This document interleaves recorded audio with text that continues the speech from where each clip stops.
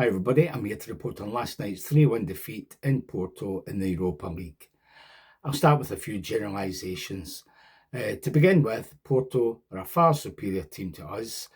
They're going to win the Portuguese league. I don't think they've lost a game so far in it. I consider them one of the favourites to win the actual Europa League this season, so that's how highly I rate them. So if somebody said to me before the game, we'll lose by 2 goals, I'd have taken that. As long as we weren't humiliated, there was no way we were even going to get a draw against a team like that, and so it proved. In fact, when I think of this Europa League campaign as a whole, it's the worst European campaign, even including, I would say, the Champions League one. It's the worst one we've had since Gerrard came. Thanks to that clown Russell Martin, we've destroyed our coefficient practically. So well done, Russell. You did a good job there in, 2-3 months. So it's been a terrible campaign. 1 win and 1 draw, 6 defeats. Really shambolic. On the other hand, you've got to look at the overall table at the end of it. And out of the 7 other teams in our group, 3 of them ended up in the top 8. 3 of them. Roma, Ferencváros, and I can't even think. Oh, Porto. Who else? So 3 of them ended up in the top 8. And the rest of them, bar us and 1 other, qualified for the knockout rounds.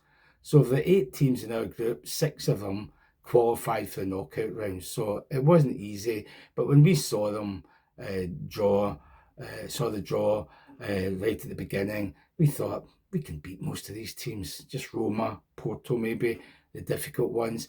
We thought we could take care of these teams, especially the likes of Genk at home or Bran away, and we couldn't, thanks to Russell Martin, and they're actually qualified teams.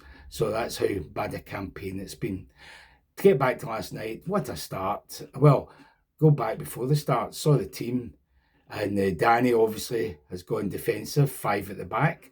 Not only that, 2 dud right backs in the same back line, that's asking for trouble. So he starts with Aarons, and then 3 central defenders, Tavernier, Giga, Fernandes and Magoma. And Fernandes is the only one of them that's worth anything as a defender. The rest of them are actual bomb scares. So that wasn't a good start, just seeing the team.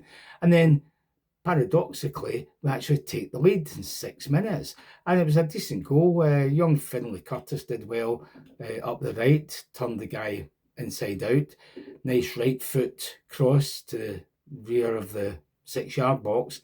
And of all people, there was Gassama, actually leaping quite high and nodding it down. Wasn't a great header. It bounced, went by the goalkeeper, somehow got by the covering defender and into the net. It was almost like slow motion. So who cares? It was a great header. It wasn't Mark Hateley style header, but it entered the net. So well done. So for 20 minutes, we're 1-0 up, although obviously, as you would expect, Porto are dominating the game. And then 15 minutes, 3 goals in that spell, and the game's over. And it's only a question at half time of, will they score 5, 6, do a Bruges on us? Thankfully, that didn't happen. To get to the Keystone Cops goals, absolutely shambolic goals. And before I start describing them, already last night and today, I've heard and I've read Rangers fans blaming the goalkeeper, blaming Jack Butland, even for the second goal. Forget Captain Heroic, he's not involved in all this. I mean, you knew you were in trouble when the manager's playing Tavernier as a central defender. He's not even a right back. He can't defend out in the flanks. Why would we expect him to keep the back door safe in a central position? So anyhow, I don't agree with that. I heard people blaming Butland for 2 of the goals. I don't blame him for any of the goals. And here's why. I'll describe them. First of all, the first goal, Raskin loses the goal scorer in the middle of the park, and he slips as the guy turns him. The move flows from practically the halfway line right into our box, goes out to the right, into the crowded box. Magoma, for some reason, just prods it back the way towards his own 6-yard line. Why are you doing that? And of course, straight to the goal scorer, Moura, I think he was called. He was one that slipped past Raskin earlier in the move. So he chests it down, prods it into the net from 4 yards. Are people blaming Jack Butland for that in a crowded box when there's no defender going to tackle the guy? In fact, when I saw it again, Tavernier standing about 3 feet in front of him, half turning his back on it instead of lunging in and trying to prevent the shot. So I blame him for that one as well, not the goalkeeper. The second goal was an absolute disgrace. A long ball, and as ever, there's dozy Tavernier, not aware that it's going to come over his head, sort of slightly diagonal ball from deep right into our half. He's running back. He's got about a 3-yard start on the guy who's going to get the ball. So there's no excuse. He's not bundled out of the way or anything. So he's chasing it. Lands in front of him. He's chasing it. But this time the guy's obviously caught up on him because Tavernier's as slow as a tortoise. So Tavernier could head it away, could boot it away. No, he just keeps running with it, running in front of him into the box, 6-yard box. He slips as Butland's coming out, sliding out, diving out to just collect the ball. Tavernier slips and crashes into the goalkeeper. The ball goes loose. Guy takes a touch, takes another touch and puts it in the net. And they're blaming the goalkeeper for that, some people, instead of Captain Heroic.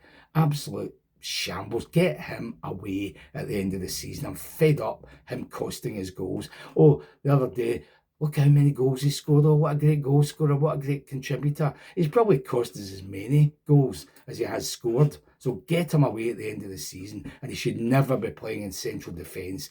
That's asking for trouble. That goal just summed him up. Absolute shambles. So that was the second one. And then the third one, corner kick. Fernandez, 4 yards out at the near post, heads it into his own net. Oh, that must have been the goalkeeper's fault as well, according to some Rangers fans.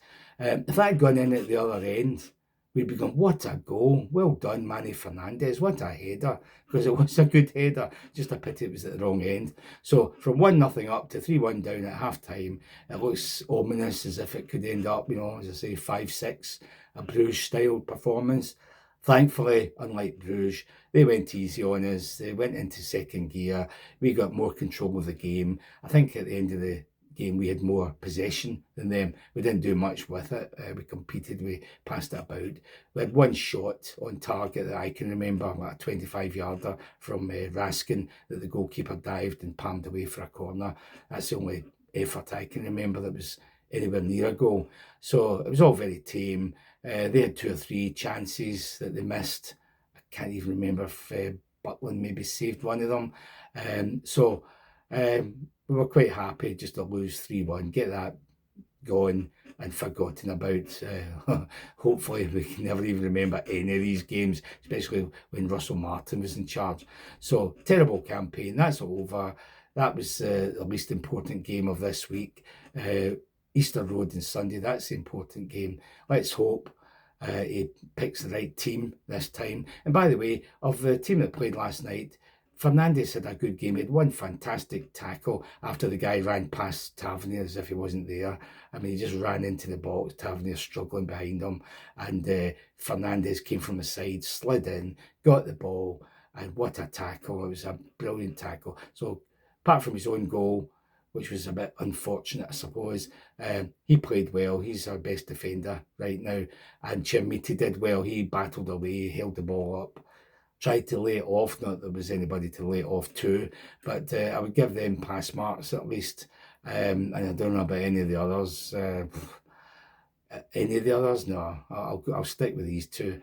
Gassama scored a goal and that was it. That's all he did. Maybe Finlay Curtis, he did okay. He keeps battling away as well, and he's got a bit of skill and an eye for goal and a decent cross on him. So I'd maybe give him pass marks, but just one of these games, you just want to forget about it as soon as the final whistle goes. So let's hope we've none of this nonsense again, 5 at the back, especially with Tavernier playing in central defence. I want that guy gone at the end of the season. Don't give him a year's extension because he's a good influence or something.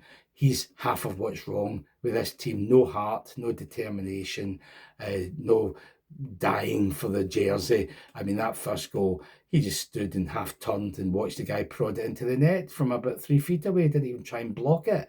When we play the wee Diddy teams, they've got guys diving in, blocking things like that. No, not us. Maybe Fernandez will do it and Suter, but that's about it. So anyway, forget about it. Easter Road, must-win game. Let's hope we manage it and we can just look forward to maybe a league and cup double.